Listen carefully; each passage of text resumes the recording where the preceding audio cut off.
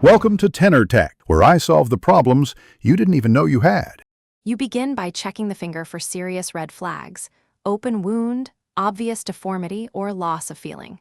If none exist, apply ice for 10 to 15 minutes to reduce swelling and pain, then wrap gently. Next, immobilize the finger. Use a small rigid object or buddy tape the injured finger to its neighbor to prevent movement. Do this now because stabilizing limits further damage. Make sure not to tape too tight, and keep the hand elevated while you prepare for the next steps. Once swelling has eased, you remove the temporary splint and gently test motion, small, controlled pulls and pushes to see if the joint moves and whether it catches. If the finger is jammed but not dislocated, attempt gentle traction followed by slow extension. If pain spikes or the finger resists, stop immediately.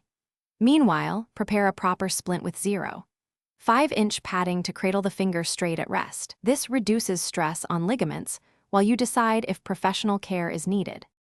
You finish by securing the finger in a splint or with buddy tape for the recommended 2 to 4 weeks, making sure circulation remains good. Check capillary refill and sensation often. Keep the hand elevated and continue intermittent ice for the first 24 to 48 hours, and use over-the-counter pain relief if necessary.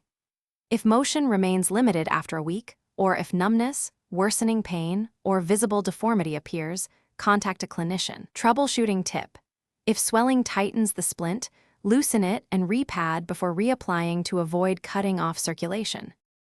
Thanks for watching. Subscribe to keep your life in tune.